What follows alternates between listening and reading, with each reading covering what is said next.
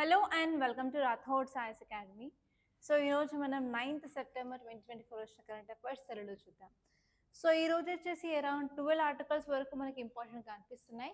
So ప్రతి ఒక్క article తీసుకొని మనం ఏ సబ్జెక్ట్ పాయింట్ ఆఫ్ వ్యూ చదవచ్చు, సో ప్రిలిమ్స్లో క్వశ్చన్స్ ఎలా వస్తాయి, మెయిన్స్లో ఎలా వచ్చే ఛాన్స్ ఉన్నాయి, సో మీరు ఫోకస్ చేయాల్సిన ఇంపార్టెంట్ పాయింట్స్ ఏంటి అవన్నీ క్లియర్గా ఈ క్లాస్లో చూద్దాం. ఓకే, సో ఫస్ట్ టాపిక్ ఇక్కడ మీరు చూసినట్లయితే టైటిల్ ఏం చెప్తుంది అంటే statistics panel dissolved amid dissent over census. So ఇక్కడ మీరు చూసుకోవాల్సింది రెండు కీవర్డ్స్ అండి. సో ఫస్ట్ వచ్చేసి స్టాటిస్టిక్ ప్యానల్, నెక్స్ట్ వచ్చేసి సెన్సస్ అనే వర్డ్. సో ఇక్కడ మీరు ఇంపార్టెంట్ పాయింట్స్ చూసుకున్నట్లయితే ఫస్ట్ ఏమని చెప్పాను, స్టాటిస్టిక్స్ ప్యానల్ అని చెప్పాను.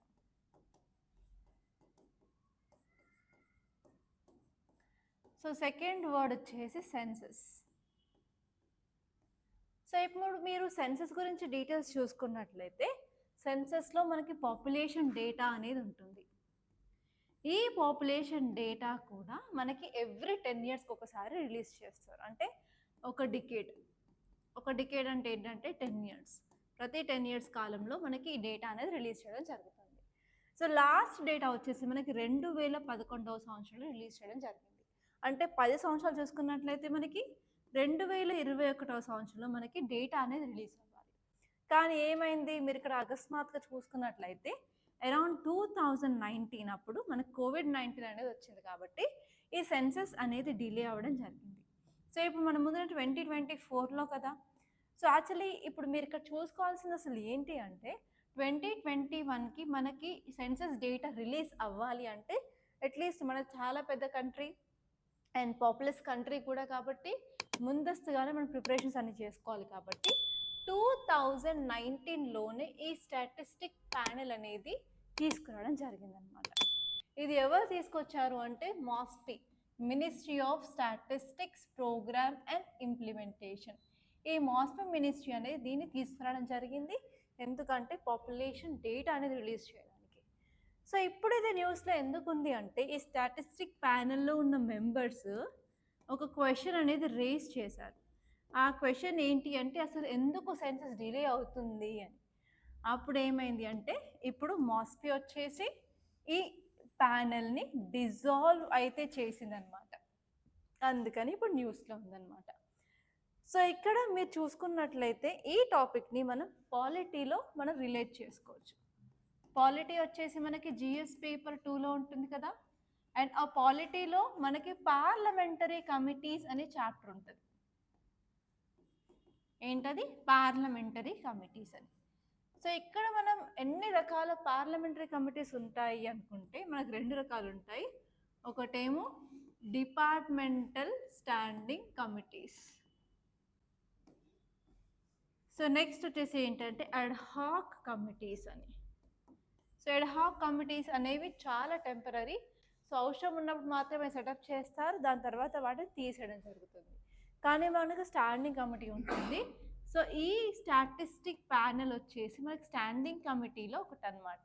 సో అకస్మాత్తుగా దీన్ని తీసేయడం జరిగింది కాబట్టి సో మీకు పార్లమెంటరీ కమిటీస్ నుంచి ఎస్పెషల్ స్టాండింగ్ కమిటీస్ కానీ అడ్హాక్ కమిటీస్ నుంచి కూడా క్వశ్చన్ వచ్చే ఛాన్స్ ఉంది. కాబట్టి ఇది మీరు ఫోకస్ చేయాల్సిన విషయం అనమాట. ఓకే, సో ఇప్పుడు మనం డీటెయిల్స్ క్లియర్గా చూసుకున్నట్లయితే union ministry of statistics and programme implementation అనేది డిజాల్వ్ చేయడం జరిగింది. ఈ ప్యానెల్ వచ్చేసరికి మనకి 14 మెంబర్స్ ఉంటారనమాట. 14 మెంబర్స్ స్టాండింగ్ కమిటీ. అండ్ దేనికంటే స్టాటిస్టిక్స్ అంటే ఏం లేదని మనకు డేటా ఇచ్చేదాన్ని మనం స్టాటిస్టిక్స్ అంటాం కదా. సో ఇది ఇలా అవ్వడం జరిగింది. దాని మెయిన్ రీజన్ ఏంటి అంటే అసలు వాళ్ళు డిలే ఎందుకు అవుతుంది సెన్సస్ కండక్ట్ చేయడంలో అనే క్వశ్చన్ అడిగారని చెప్పి వాళ్ళని తీసేయడం జరిగింది. బట్ మనం ఇక్కడ పొలిటికల్గా ఏది చూసుకోనక్కర్లేదు అసలు యూపీఎస్ ప్రిపరేషన్కి. సో జస్ట్ ఇక్కడ మనం తీసుకోవాల్సిన ఇంపార్టెంట్ కీ పాయింట్స్ ఏంటి అంటే సో మనకి ఇలా సడన్గా ఇలాంటి స్టాండింగ్ కమిటీస్ని డిసల్యూట్ చేయడం వల్ల ఏమవుతుంది అంటే మనకి ఇంటిగ్రిటీ అండ్ నెక్స్ట్ వచ్చేసి మనం ఏ మెథడాలజీస్ యూజ్ చేస్తున్నామో క్యాల్కులేట్ చేయడానికి వాటి మీద కూడా ఇప్పుడు క్వశ్చన్ వచ్చే ఛాన్స్ ఉంది. సో ఎప్పుడైనా సరే ఒక పాలసీ మీద పీపుల్కి క్వశ్చన్ వచ్చినట్లయితే అప్పుడు ఏమవుతుంది, ట్రస్ట్ అనేది తగ్గిపోతుంది. సో ఈవెన్ ఇప్పుడు నేను క్లాస్ చెప్పినప్పుడు అప్పుడు మీకు ఏమైనా క్వశ్చన్ రైజ్ అయిందనుకో, ఇప్పుడు దాన్ని నేను క్లియర్ చేయకపోతే మీకు ఏమనిపిస్తుంది, సో నాకు మీకు మధ్యలో ఉన్న నమ్మకం అనేది పోతుంది కదా. సో అలాగే ఇక్కడ మనకు డేటా క్వాలిటీ మీద క్వశ్చన్ అనేది వస్తుంది, అలాగే పబ్లిక్ ట్రస్ట్ మీద కూడా క్వశ్చన్ వస్తుంది. పబ్లిక్ అనేవారు గవర్నమెంట్ మీద నమ్మకం అనేది కోల్పోవడం జరుగుతుంది. అండ్ అదే కాకుండా ఇక్కడ మీరు పొలిటికల్ ఇంప్లికేషన్స్ కనుక చూసుకున్నట్లయితే ఇలాంటి డెసిషన్ సడన్గా డిజాల్వ్ చేయడం వల్ల ఏమవుతుంది అంటే మనకి పొలిటికల్ ప్రెషర్స్ ఉన్నాయని అర్థం చేసుకోవచ్చు, అలాగే మనకు కొన్ని కాన్ఫ్లిక్ట్స్ అనేది గవర్నెన్స్ మేకింగ్ ప్రాసెస్లో కనిపిస్తుంది అని అనుకోవచ్చు. అండ్ నెక్స్ట్ ఏంటి అంటే ఇలా సడన్గా ఈవెన్ ఆ ప్యానెల్లో ఉన్న మెంబర్స్కి కూడా తెలియదు డిజాల్వ్ అవుతుంది, జస్ట్ మెసేజ్ వచ్చింది ప్యానెల్ హ్యాడ్ బీన్ డిజాల్వ్ అని వాళ్ళకి మెసేజో మెయిలో వచ్చింది.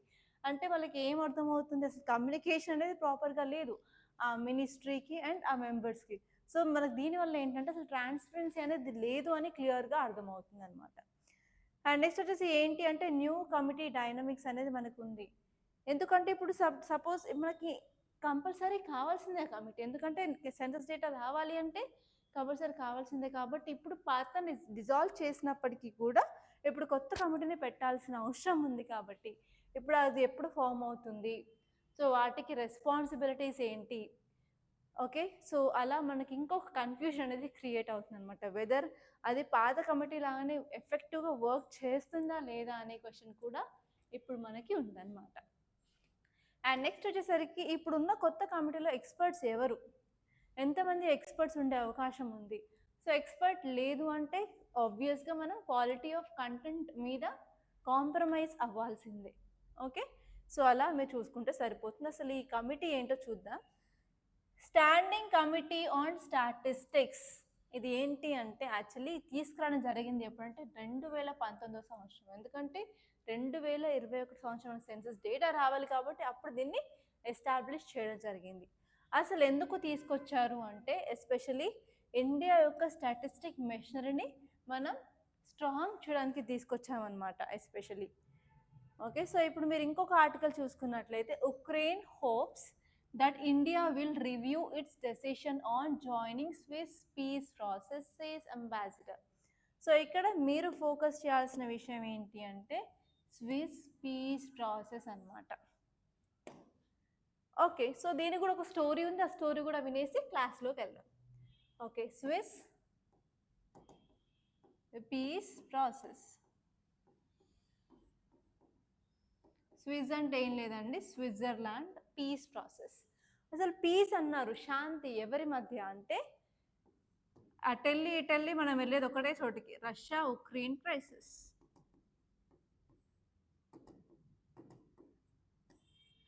ఓకే. సో ఇప్పుడు ఈ ఆర్టికల్ ఏం చెప్తుందంటే ఇండియా యొక్క స్టాండ్ మార్చుకుంటుందా లేదా అని ఇంకొకసారి ఉక్రెయిన్ అనేది అడగడం జరిగింది. సో అసలు ఇది ఏంటి అంటే ఈ స్విట్జర్లాండ్ అనేది ఈ రెండింటి మధ్యలో అంటే రష్యా ఉక్రెయిన్ మధ్యలో శాంతి ఒప్పందాన్ని చేయాలి అనుకుంటుంది. సో అలానే ఒక కంట్రీతో అవుతుందా అంటే కాదు. సో మిగతా కంట్రీస్ దగ్గరికి వెళ్ళి ఒప్పిస్తుంది అనమాట మెల్లిమెల్లిగా. సో అయితే ఏంటి అంటే ఇప్పుడు మళ్ళీ ఇండియాని మరొకసారి మీరు తీసుకున్న డెసిషన్ గురించి మళ్ళీ ఆలోచించండి అని ఉక్రెయిన్ ఇండియాని ఎందుకు అడగాల్సి వచ్చింది అంటే రీసెంట్గా మన ప్రైమ్ మినిస్టర్ ఉక్రెయిన్కి వెళ్ళడం జరిగింది. అక్కడ ఉక్రెయిన్కి వెళ్ళారు, ఓకే బాగానే ఉంది. సో ఎందుకు వెళ్ళారు అంటే పీస్ ప్రాసెస్ కోసమే వెళ్ళడం జరిగింది ఫస్ట్ వచ్చేసి. అండ్ నెక్స్ట్ వచ్చేసి అక్కడ అలా యుద్ధాలు జరుగుతుంటే ఏంటంటే చాలామంది ప్రాణాలు కోల్పోతున్నారు, వాళ్ళకి ఎమర్జెన్సీ మెడికల్ కేర్ అవసరం, ఎస్పెషల్లీ ఉమెన్కి చిల్డ్రన్కి అని చెప్పి అక్కడ భీష్మ క్యూబ్స్ కూడా ఇవ్వడం జరిగింది, అవునా కాదా. భీష్మ క్యూబ్స్ కూడా అక్కడ ప్రొవైడ్ చేయడం జరిగింది, ఓకే. సో ఇలా జరిగాయి కాబట్టి ఇప్పుడు మన యొక్క ప్రైమ్ మినిస్టర్ ఇంతవరకు మనకి ఇండిపెండెన్స్ వచ్చిన తర్వాత ఏ ప్రైమ్ మినిస్టర్ కూడా ఉక్రెయిన్కి వెళ్ళింది లేదు. సో ఫస్ట్గా ఈసారి మాత్రం మన ప్రైమ్ మినిస్టర్ వెళ్ళడం జరిగింది. కాబట్టి ఇప్పుడు ఉక్రెయిన్ ఏమంటుంది అంటే ఇంతకుముందు ఇండియా అసలు ఏ పీస్ ప్రాసెస్కి వెళ్ళను అని అన్నది. సో దాంట్లో రీజన్ ఏంటి అంటే ఇక్కడ ఒక వైపు చూసుకుంటే మన రష్యా ఉన్నారు. సో రష్యా వచ్చేసి ఇండియాకి చాలా ఇంపార్టెంట్.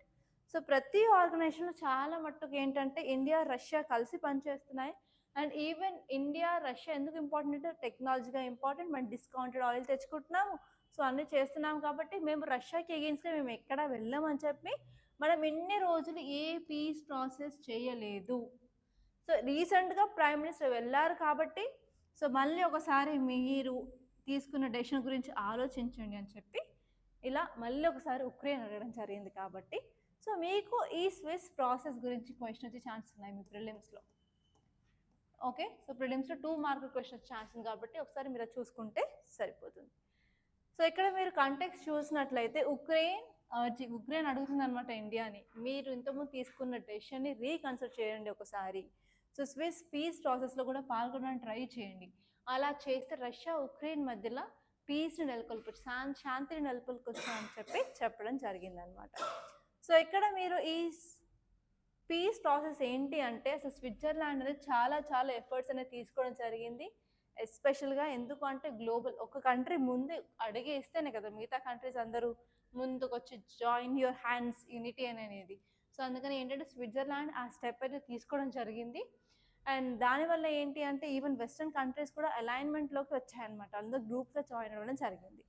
సో ఇండియా యొక్క ఇన్వాల్వ్మెంట్ చూసుకున్నట్లయితే లేదు నాకు రష్యా ఇంపార్టెంట్ అని ఇంతకుముందు చెప్పడం జరిగింది.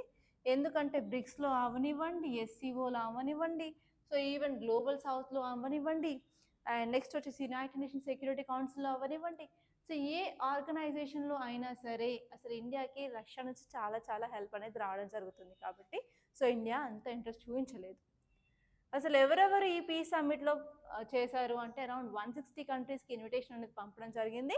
సో అందులో భాగంగా అరౌండ్ 50 కంట్రీస్ అనేవి కన్ఫర్మ్ అయితే అయ్యాయి. So especially European union countries, NATO members, G7 countries, కొన్ని యుఎస్ ఎల్ఐ కంట్రీస్ అంటే Japan, south Korea and Australia కూడా పార్టిసిపేట్ చేయడం జరిగింది.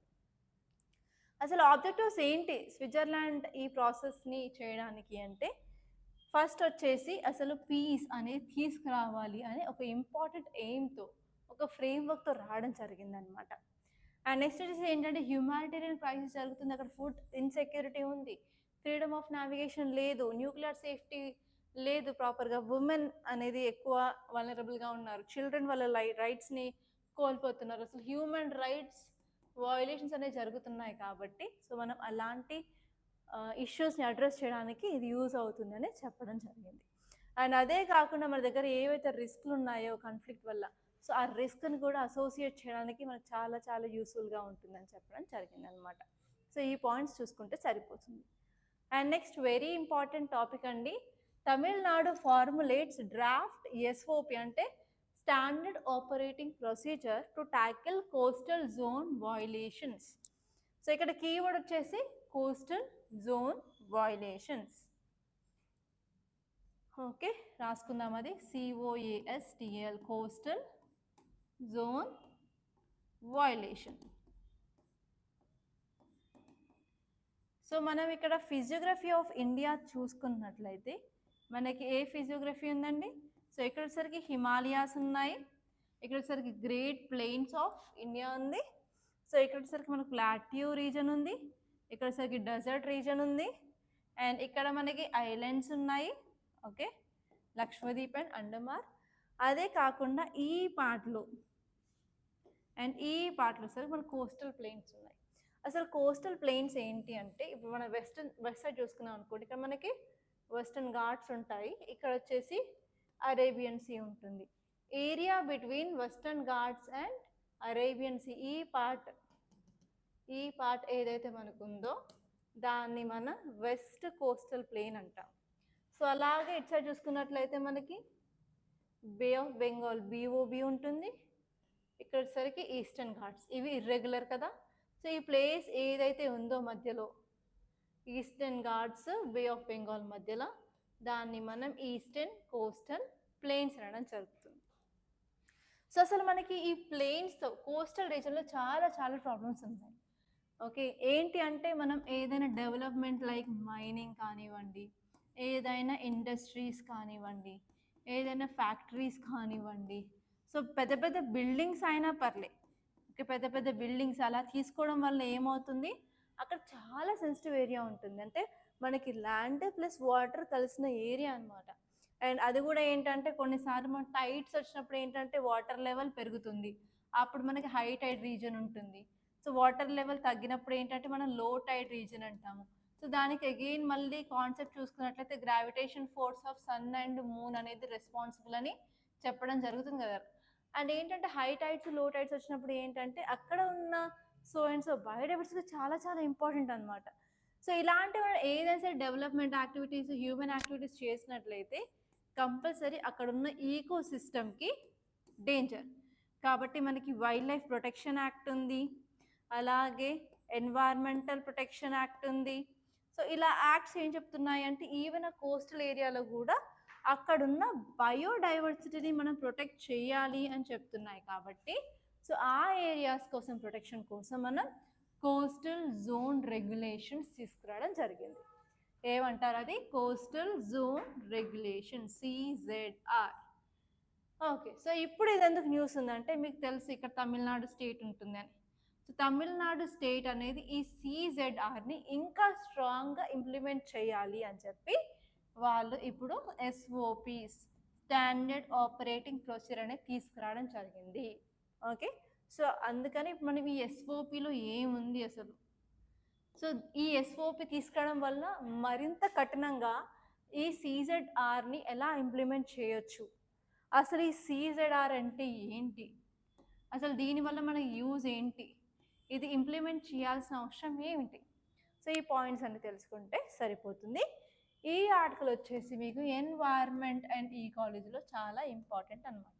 అండ్ ఈరోజు మీ అందరికీ మెయిన్స్ క్వశ్చన్ కూడా ఈ CZR మీదే ఇచ్చాను. ఓకే, సో ఇప్పుడు మీరు ఈ కంటెక్స్ట్ చూసినట్లయితే Tamil Nadu state coastal zone management authority అనేది SOP, స్టాండర్డ్ ఆపరేటింగ్ ప్రొసీజర్ని తీసుకురావడం జరిగింది. ఇది తీసుకురావడం వల్ల ఏంటి అంటే అసలు ఆ స్టేట్లో ప్రాపర్గా CZR అనేది, ఓకే, CRZ అంటే కోస్టల్ రెగ్యులేషన్ జోన్ నోటిఫికేషన్ అనేది సరిగ్గా అవ్వట్లేదు, సరిగ్గా ఇంప్లిమెంట్ చేయట్లేదు అని తెలిసింది. ఎలా అంటే సో మీరు 2015 నుంచి 2023 వరకు అరౌండ్ 160 కేసు అనేది నమోదు అవడం జరిగిందనమాట. సో అందుకని మరింత కఠినంగా అవన్నీ ఇంప్లిమెంట్ చేయడానికి తీసుకురావడం జరిగింది. సో ఈ SOPలో ఇంపార్టెంట్ థింగ్స్ ఏంటి అంటే వాళ్ళు GIS, global information system verification use చేసుకుంటారంటే శాటిలైట్ డేటా యూజ్ చేసుకుంటారు. దానివల్ల వాళ్ళు ప్రాపర్గా ఇన్స్పెక్షన్ చేయడానికి ఉంటుంది. అదే కాకుండా వాళ్ళు ప్రాపర్గా ఒక రిపోర్టింగ్ సిస్టమ్ని కూడా తీసుకురావడం జరిగింది. అలా తీసుకురావడం వల్ల మనం కంప్లైంట్స్ ఇంక్రీజ్ అవుతుంది, అలాగే అకౌంటబిలిటీని కూడా మనం ఇంక్రీజ్ చేయడానికి యూస్ఫుల్గా ఉంటుంది. అండ్ నెక్స్ట్ చూసుకున్నట్లయితే అసలు ఇక్కడ మీరు ఫోకస్ చేసిన విషయాలు ఏంటి అంటే మనకి ఎన్హాన్స్డ్ ఓవర్సెట్. సో ఇలాంటి SOPs తీసుకురావడం వల్ల ఏంటి అంటే మనం ఇంకా మానిటర్ చేయడానికి యూస్ అవుతుంది, కోస్టల్ వాల్యూస్ తగ్గించడానికి యూస్ అవుతుంది, అలాగే మన అక్యురసీని కూడా ఇంప్రూవ్ చేయడానికి చాలా యూస్ఫుల్ అవుతుంది. అండ్ అలాగే ఈ SOPలో మనం ఇక్కడ కంప్లైంట్స్ని ఈజీగా తీసుకొని వాటిని సాల్వ్ చేయడానికి అది చాలా చాలా మనం టెక్నాలజీని కూడా యూజ్ చేస్తున్నాం కాబట్టి అకౌంటబిలిటీ అనేది ఇంక్రీజ్ చేయొచ్చు. అదే కాకుండా ఈవెన్ ఈ SOPలో కమ్యూనిటీ ఎంగేజ్మెంట్ మీద కూడా వాళ్ళు ఫోకస్ చేశారు. ఎందుకంటే ఏది తీసుకొచ్చినా కూడా అసలు కమ్యూనిటీ అనేది వాళ్ళు పార్టిసిపేట్ చేయకుండా నెగ్లిజెంట్గా అలా ఉంటే ఏంటంటే అసలు ఇంప్లిమెంట్ అనేది చేయరు. కాబట్టి సో ఏ ప్రోగ్రామ్ అనేది సక్సెస్ అవ్వాలి అంటే కంపల్సరీ కమ్యూనిటీ ఎంగేజ్మెంట్ అనేది తప్పనిసరి. కమ్యూనిటీ అవేర్నెస్, కన్జర్వేషన్ అవన్నీ తీసుకోవాల్సిన బాధ్యత వచ్చేసి కమ్యూనిటీ. కాబట్టి సో కమ్యూనిటీ ఎంగేజ్మెంట్ మీద కూడా ఫోకస్ చేశారు. అదే కాకుండా ఈవెన్ వాళ్ళు లీగల్ ఫ్రేమ్వర్క్స్ చాలా స్ట్రాంగ్గా వచ్చారు. ఏంటంటే వాళ్ళకి ఈవెన్ షో కాస్ట్ నోటీస్ కూడా ఇవ్వడం జరుగుతుంది అనమాట. సో ఇఫ్ ఇన్ కేస్ వాళ్ళు ఈ రూల్స్ని సరిగా ఫాలో అవ్వలేదు అన్నప్పుడు వాళ్ళకి ఈవెన్ షో కాస్ట్ నోటీసులు కూడా వెళ్ళడం జరుగుతుంది. అండ్ దానివల్ల ఏంటి అంటే ఎవరైతే వయోలేట్ చేస్తున్నారో వాళ్ళని అకౌంటబుల్గా చేయడానికి చాలా ఇంపార్టెంట్ స్టెప్ అనమాట. ఓకే, సో ఇక్కడ మీరు CRZ నార్మ్స్ ఏంటి అంటే సో మనం ఇండియాలో ఈ CRZ రూల్స్ అనేవి అరౌండ్ 2019 సంవత్సరం తీసుకురావడం జరిగింది. ఇది ఎందుకు అంటే ఈవెన్ హ్యూమన్ యాక్టివిటీస్ అయినా సరే, ఇండస్ట్రియల్ యాక్టివిటీస్ అయినా సరే, ఎస్పెషల్లీ కోస్ట్ లైన్కి మరింత దగ్గరగా ఉన్న ఫ్రెగైల్ ఈకోసిస్టమ్ మీద ఎలాంటి ఇంపాక్ట్ ఉండకుండా ఉండేటట్టు చూసుకునే రూల్స్ అనమాట. సో ఇక్కడ మనం ఏ యాక్టివిటీస్ని నియంత్రిస్తాము అంటే సో కన్స్ట్రక్షన్ యాక్టివిటీస్ని తక్కువ చేయాలి, అలాగే న్యూ ఇండస్ట్రీస్ తీసుకురావాలి, స్టోరేజ్ కానివ్వండి, డిస్పోజల్ ఆఫ్ హజార్డస్ మెటీరియల్ అవనివ్వండి, మైనింగ్, రీక్లెయిమింగ్ అవన్నీ లేకుండా మన కోస్టల్ ఏరియాని ఫ్రీగా ఉంచాలన్నట్టు తీసుకొచ్చారు. సో ఎస్పెషల్లీ ఇది ఎక్కడ ఇవ్వడం జరిగింది అంటే మనకి సెక్షన్ 3 అనేది ఉంది, ఎన్వైర్న్మెంట్ ప్రొటెక్షన్ యాక్ట్ ఆఫ్ 1986లో. దాని ప్రకారంగా ఈ నోటిఫికేషన్ అనేది తీసుకురావడం జరిగింది అనమాట. సో ఇక్కడ మనకి ఎన్ని జోన్స్ ఉన్నాయంటే అరౌండ్ 6 జోన్స్ ఉన్నాయి. ఏంటి అంటే zone 1A, 1B, 2, 3, 4A, 4B. So ఈ 1లో 2 ఉన్నాయి, 4లో 2 ఉన్నాయి, 2 and 3 కామన్గా ఉన్నాయి. సో ఈ 1 వచ్చేసి ఏంటి అంటే ఈకలాజికల్లీ వెరీ సెన్సిటివ్ ఏరియాస్, అంటే మనకి మ్యాంగ్రూవ్స్లో కానీ సాల్ట్ మార్షెస్లో కానీ నియంత్రించాల్సిన యాక్టివిటీస్ ఏంటో చెప్తాయి. అండ్ నెక్స్ట్ వచ్చేసి ఇంటర్ టైడల్ జోన్, అంటే హై టైడ్ లో టైడ్ మధ్యలో ఉన్న రీజియన్లో ఉన్న ఈకోసిస్టమ్ గురించి 1B అనేది మాట్లాడుతుంది. అదే కాకుండా ఎస్పెషల్లీ ఏరియాస్ చాలా షోర్ లైన్కి దగ్గరగా ఉన్నప్పుడు, ఎస్పెషల్లీ మున్సిపల్ లిమిట్స్లో వచ్చేవి 2లో వస్తాయి. 3లో వచ్చేవి ఏంటంటే రూరల్ ఏరియాస్లో వచ్చేవి 3లో వస్తాయి. అదే కాకుండా లో టైడ్ లైన్ నుంచి 12 నాటికల్ మైల్స్ వరకు ఉన్న ఏరియా మొత్తం 4Aలో వస్తుంది. ఎస్పెషల్ టైడల్ ఏరియాస్ ఎక్కడ ఉన్నాయో అక్కడ 4B అనేది రావడం జరుగుతుంది. సో 4A 4B అనేది టైడ్స్కి సంబంధించిన రీజన్స్, ఇదేమో హైలీ ఎకలాజికల్ సెన్సిటివ్ రీజన్స్, ఒకటే మున్సిపాలిటీ ఒకటేమో రూరల్ ఏరియాస్. సో అలా గుర్తుపెట్టుకుంటే సరిపోతుంది. అండ్ నెక్స్ట్ టాపిక్ వచ్చేసి ఇక్కడ మీరు టైటిల్ చూస్తే India US agree to swap turns Biden to host quad summit in home state. So ఇక్కడ మీరు కీవర్డ్ చూసుకున్నట్లయితే స్వాప్ అన్నమాట. స్వాప్ అంటే మీనింగ్ ఏం లేదండి, ఎక్స్చేంజ్ని స్వాప్ అంటున్నాం. సో మనందరికీ తెలుసు క్వాడ్ అంటే ఏంటిది, క్వాడ్రిలేటరల్ డైలాగ్. అది ఏ కంట్రీస్ మీద అంటే ఇక్కడ చూడండి, యుఎస్, ఓకే, మనకి ఎవరెవరు ఉన్నారు, India, Japan, US, Australia. So ఈ 4 కంట్రీస్ మనకి ఇందులో పార్ట్ అనమాట. సో ఇది చాలా చాలా ఇంపార్టెంట్. సో యాక్చువల్లీ స్వాప్ ఏంటంటే ఇప్పుడు యుఎస్లో ఒకసారి సబ్మిట్ అవుతుంది, ఇంకొకసారి వచ్చేసి ఇండియాలో సబ్మిట్ అవుతుంది అనమాట. సో అదనమాట స్వాప్ అగ్రిమెంట్ ఈ కంట్రీస్కి మధ్య. సో ఇక్కడ మీరు క్లియర్గా చూసుకున్నట్లయితే ఇండియా అండ్ యుఎస్ అనేది అగ్రి చేయడం జరిగింది, ఎందుకంటే హోస్టింగ్ ఆఫ్ సమ్మిట్ అనేది చాలా ఇంపార్టెంట్ కాబట్టి. సో ఏ కంట్రీ అనేది రెస్పాన్సిబిలిటీ తీసుకుంటుంది, ఎప్పుడు హోస్ట్ చేస్తుంది అనే క్వశ్చన్స్ లేకుండా ఒకసారి అక్కడ ఒకసారి ఇక్కడ అన్నట్టు స్వాప్ అగ్రిమెంట్ అయితే చేసుకోవడం జరిగింది. సో దీనివల్ల మనకు వచ్చే ఇంపార్టెంట్ థింగ్స్ నేర్చుకోవాల్సింది ఏంటి అంటే ఇప్పుడు మనం స్ట్రాటజిక్ డిప్లొమసీ వైపు వెళ్తున్నామని క్లియర్గా అర్థమవుతుంది. సో ఇలాంటి డ్యూటీస్ అనేది ఇలా స్వాప్ అగ్రిమెంట్స్ ఉన్నప్పుడు మనకి ఏం అర్థమవుతుంది అంటే క్లియర్గా మనకు ఫ్లెక్సిబుల్ టైం టేబుల్ యూజ్ చేస్తున్నాము, అలాగే మన కంట్రీస్ మధ్యలో కోఆపరేషన్ బాగా ఉంది, అలాగే మనం డిప్లొమాటిక్ టైస్ కూడా బాగా స్ట్రెంథన్ చేసుకుంటున్నాం అన్నట్టు క్లియర్గా అర్థమవుతుంది. అదే కాకుండా ఇప్పుడు చూసుకున్నట్లయితే ఇండియా అనేది ఇండో పసిఫిక్ రీజియన్లో ఇంపార్టెంట్ రోల్ ప్లే చేస్తుంది, అలాగే గ్లోబల్ సౌత్లో ఇంపార్టెంట్ రోల్ ప్లే చేస్తుంది. ఇఫ్ ఇన్ కేస్ ఇండియా అనేది అది హోస్ట్ చేస్తుంది క్వాడ్ని అంటే ఆబ్వియస్గా మన రీజనల్ సెక్యూరిటీని, రీజనల్ పార్టిసిపేషన్ని కూడా మనం ఎన్షూర్ చేయడానికి ఉంటుందన్నమాట. ఓకే, సో అదొకటి గుర్తుపెట్టుకుంటే సరిపోతుంది. అసలు ఈ క్వాడ్ అంటే ఏంటో చూడండి. సో క్వాడ్ అంటే 4 దేశాల కూటమి అనమాట. ఈ 4 వచ్చేసి డెమోక్రటిక్ కంట్రీసే.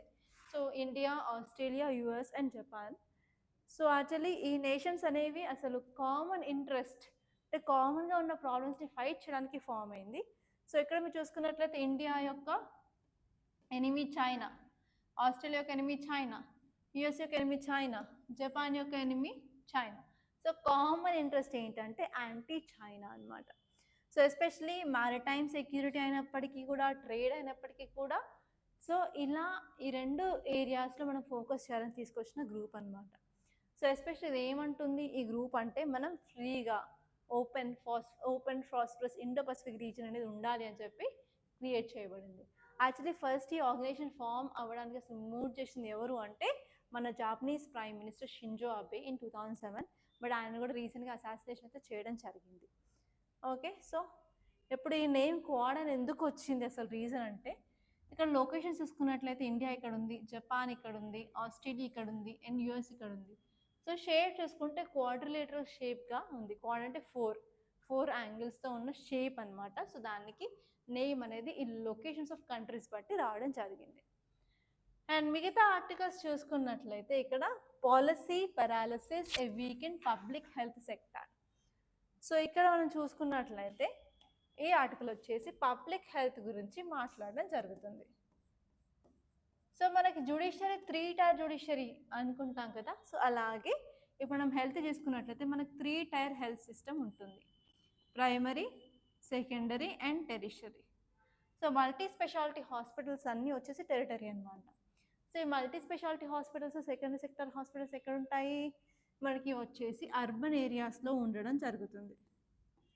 కానీ మనకు రూరల్ ఏరియాస్లో ఉండేవి ఏంటి అంటే ప్రైమరీ హెల్త్ కేర్ సెక్టార్స్, లేకపోతే దాన్ని PHCs అని అంటూ ఉంటాం.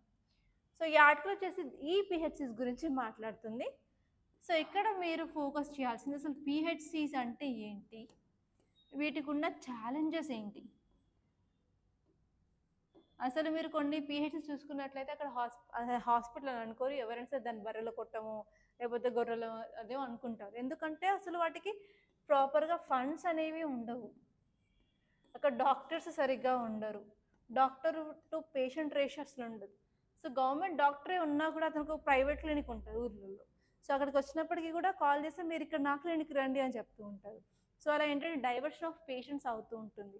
సో అక్కడికి వెళ్తే ప్రాపర్గా మెడిసిన్స్ అనేది ఉండదు, ఒక మెడికల్ ఫెసిలిటీస్ ఉండవు, ల్యాబ్స్ ఉండవు. సో ఇలాంటి ప్రాబ్లమ్స్ వల్ల ఏంటి అంటే అసలు ఈ పిహెచ్సిస్ అనేది అసలు బాగా ఫంక్షన్ అవ్వట్లేదు. సో దీనికి ఆల్రెడీ మనం కొన్ని స్కీమ్స్ అయితే తీసుకురావడం జరిగింది మన దగ్గర. Okay, for example national health machine అనేది. సో ఈ నేషనల్ హెల్త్ మిషన్ తెచ్చినప్పటికీ కూడా ఈ పిహెచ్సిలో చేంజెస్ ఎందుకు తీసుకురాలేకపోతున్నాము. సో ఒకవేళ మీరు డీసీస్ అయితే సో ఈ పిహెచ్సిస్ యొక్క ఫంక్షన్ ఎలా ఇంప్రూవ్ చేయడానికి తోడ్పడతారు. సో ఈ టాపిక్ మీద మీకు ఈవెన్ కేస్ స్టడీ వచ్చే ఛాన్సెస్ కూడా చాలా ఉంటాయి. సో వీటి గురించి మనం ఎథిక్స్ క్లాసెస్లో మాట్లాడుకుందాం. ఓకే, సో ఇదండి ఈ టాపిక్, అంతకుమించి ఇంకా ఏం లేదు. సో నెక్స్ట్ ఇక్కడ చూసుకున్నట్లయితే uncommon cyclones in Arabian sea. So ఇది దేని గురించి చెప్తుంది అంటే సైక్లోన్ అస్నా. సో రీసెంట్గా పాకిస్తాన్ అయితే నేమ్ అయితే ఇవ్వడం జరిగింది అస్నా అని. సో ఆ సైక్లోన్ వచ్చేసి సైక్లోన్ అస్నా అనమాట. సో ఇక్కడ మీరు ఫోకస్ చేయాల్సిన విషయాలు ఆల్రెడీ మనం ఇంతకుముందు క్లాస్లో చెప్పుకున్నాము. ఈ టాపిక్ వచ్చేసి సైక్లోన్ అస్నా గురించి చెప్తుంది కదా. సో ఈ టాపిక్ వచ్చేసి మనం జిఎస్ పేపర్ 1లో జియోగ్రఫీలో చదువుకోవచ్చు. అసలు సైక్లోన్ అంటే ఏంటి, అసలు సైక్లోన్ ఫార్మేషన్కి గల ఇంపార్టెంట్ సూటబుల్ కండిషన్స్ ఏంటి, అండ్ నెక్స్ట్ వచ్చి సైక్లోజెనసిస్ అంటాము. సైక్లోజెనసిస్ అంటే ఏం లేదండి, సైక్లోన్ ఫార్మేషన్ ప్రాసెస్ని మనం సైక్లోజెనసిస్ అంటాము. సో విత్ స్టెప్స్ మీరు ఫ్లో చార్ట్ వేసుకోవాలి, ఎందుకంటే ఆ ఫ్లో చార్ట్ కూడా మీరు క్వశ్చన్ అడగడం జరుగుతుంది ప్రిలిమ్స్లో. అండ్ నెక్స్ట్ వచ్చేసరికి మీరు ఇక్కడ ఇండియన్ ఓషన్ తీసుకున్నట్లయితే మనకి ఇక్కడ బే ఆఫ్ బెంగాల్ ఉంటుంది, మనకి ఇక్కడ అరేబియన్ సీ ఉంటుంది. సో రీసెంట్గా ట్రెండ్స్ ఏంటి అంటే సైక్లోన్స్ ఇక్కడ ఎక్కువ ఫామ్ అవుతున్నాయి Arabian sea Bay of Bengal కంటే. ఎందుకు ఆ రీజన్స్ ఒకసారి కనుక్కోండి. సో అది మీ హోంవర్క్, అదొకటి చూసుకుంటే సరిపోతుంది. అండ్ నెక్స్ట్ ఇక్కడ చూసుకున్నట్లయితే మనం ఇంతకుముందు క్లాస్లో మనం చెప్పుకున్నాం ఏంటి అంటే ఏషియాన్ గురించి. సో మన ప్రైమ్ మినిస్టర్ ఏం చేస్తున్నారు, బ్రునైకి వెళ్ళారు, సింగపూర్కి వెళ్ళారు, ఇక్కడ మెమరాండమ్ ఆఫ్ అండర్స్టాండింగ్స్ సైన్ చేశారు, ఇక్కడ 4 అగ్రిమెంట్స్ కూడా డీలింగ్ అయిపోయింది. సో ఈ 2 కంట్రీస్ వచ్చేసి ఏంటంటే ఏసియాన్లో పార్ట్. ఏసియాన్ ఏంటంటే 10 కంట్రీస్ కూటమి, 10 కంట్రీస్ కూటమిస్ కదా. సో ఇక్కడ ఇలాంటి కంట్రీస్తో మన యొక్క కంట్రీ యొక్క ఇన్ఫ్లుయెన్స్ పెరిగితే ఆబ్వియస్గా ఇండియా అనేది ఏషియాన్లో చాలా ఇంపార్టెంట్గా ఇన్ఫ్లుయెన్స్ చూపించవచ్చు. సో కాబట్టి ఈ అగ్రిమెంట్స్, ఈ విజిట్ అనేది మనకి ఎలా యూజ్ అయింది, అదొక్క పాయింట్ ఆఫ్ వ్యూలో మీరు థింక్ చేయగలిగితే సరిపోతుంది. ఎస్పెషలీ మనం చేసుకున్న అగ్రిమెంట్స్ ఏంటి, అగ్రిమెంట్స్ వల్ల ఇండియాకి యూజ్ ఏంటి, అది అయితే సరిపోతుంది. అండ్ ఇక్కడ మీరు చూసుకున్నట్లయితే ఇంకొక ఆర్టికల్ ఏంటి అంటే అబుదాబి క్రౌన్ మన ఇండియాకి రావడం జరిగింది. ఇండియాకి రావడం జరిగింది అంటే ఊరికనే వెళ్ళరే ఒత్తి చేతులతో, ఏదో ఒక అగ్రిమెంట్లు, సైన్లు, ఏదో ఒక గిఫ్ట్లు అవన్నీ తీసుకెళ్తారు కదా. సో ఇక్కడ మనం దేని మీద ఫోకస్ చేయాలి అంటే అసలు అబుదాబి ఎక్కడుంది, సో అబుదాబితో ఇండియాకు ఉన్న రిలేషన్షిప్ ఏంటి, ఎక్కడ మనకి ఏరియాస్ ఆఫ్ కోఆపరేషన్ ఉంది, అలాగే రెండింటి మధ్యలో ఛాలెంజెస్ ఎక్కడున్నాయి, సో అవి తెలుసుకొని సో మనకి ఏంటంటే ఇంకా రేపు ఎల్లుండి న్యూస్ పేపర్లో మనం ఎలాంటి అగ్రిమెంట్ సైన్ చేసాము ఏంటి అని క్లియర్గా న్యూస్ పేపర్లో ఆర్టికల్స్ వస్తాయి. సో అక్కడ మనం అవి నేర్చుకుంటే సరిపోతుంది. అండ్ ఇక్కడ వచ్చేసరికి ఒక ఆర్టికల్ అండి, bird flu cubs spark outrage among Kerala farmers. So bird flu అనేది మళ్ళీ ఇంకొకసారి కేరళలో రావడం జరిగింది. ఈ ఫ్లూ అనేది ఇన్ఫ్లుయెన్స్ అంటే ఏవియన్ ఇన్ఫ్లుయెన్స్ అని కూడా అంటాము. ఇది H1N వైరస్ వల్ల కలుగుతుంది అనమాట. ఇక్కడ మనకి చాలా ఉంటాయి, H1N1, H2N2, H3N3 లైక్ అలా చాలా ఉంటాయి. సో ఈ వైరస్ వల్ల అయితే మనకి కలుగుతుంది అనమాట. సో ఇలా బర్డ్ వైరస్ అనేది ఇలా సోకడం వల్ల మనకి ఎలాంటి ట్రీట్మెంట్ అయితే లేదు. సో జస్ట్ ఆ బర్డ్ని చంపడం తప్ప ఏం చేయలేమన్నమాట. సో ఒక్కసారి బర్డ్ ఫ్లూ అనేది వస్తే మాత్రం ఏంటంటే చాలా లాస్ అనేది ఉంటుంది పౌల్ట్రీకి. సో అప్పుడు మీరు చూసుకోవాల్సింది ఏంటంటే ఇండియా స్థానం ఏంటి వరల్డ్లో అండ్ పౌల్ట్రీలో ఎస్పెషల్గా. సో ఇలాంటి ఇన్ఫెక్షన్స్ రావడం వల్ల మన యొక్క ఎకనామీ ఎలా దెబ్బతింటుంది. సో ఎకనామిక్ లాసెస్ అని ఎకనామిక్ గ్రోత్ అనే ఆన్సర్స్ రాసుకున్నప్పుడు ఈవెన్ ఈ డిసీజెస్ వల్ల కూడా మనకి ఎకనామిక్ గ్రోత్ అనేది ఇంపాక్ట్ అవుతుందని రాసుకోవడానికి యూస్ఫుల్గా ఉంటుంది. అండ్ నెక్స్ట్ ఇక్కడ ఇంకా 2 ఆర్టికల్స్ ఉన్నాయి. ఫస్ట్ వచ్చేసి all states must adopt national education policies. So ఏంటంటే రీసెంట్గా మనం నేషనల్ లిటరసీ ఇండియా ప్రోగ్రామ్ గురించి ఆన్సర్ కూడా రాసాము, అలాగే ఎక్స్ప్లెనేషన్ పార్ట్ ఇచ్చాను. సో అయితే మీరు ఇక్కడ ఫోకస్ చేయాల్సింది ఏంటి అంటే అసలు ఈ నేషనల్ ఎడ్యుకేషన్ పాలసీ 2020 ఎందుకు తీసుకురావడం జరిగింది, సో ఇందులో ఉన్న ఎక్స్ట్రా పాయింట్స్ ఏంటి, సో దానివల్ల మనం ఎడ్యుకేషన్ యూనివర్సల్గా ఎలా చేరుస్తాము, సో ఈ పాలసీ ఇంప్లిమెంట్ చేయడం వల్ల మనం ఫెడరల్ కోఆపరేషన్ ఎలా ఇంప్రూవ్ చేస్తాము అన్నట్టు మీరు చూసుకున్నట్లయితే క్లియర్గా ఉంటుంది. అండ్ నెక్స్ట్ వచ్చేసి India's military diplomacy in top gear with back to back exercise.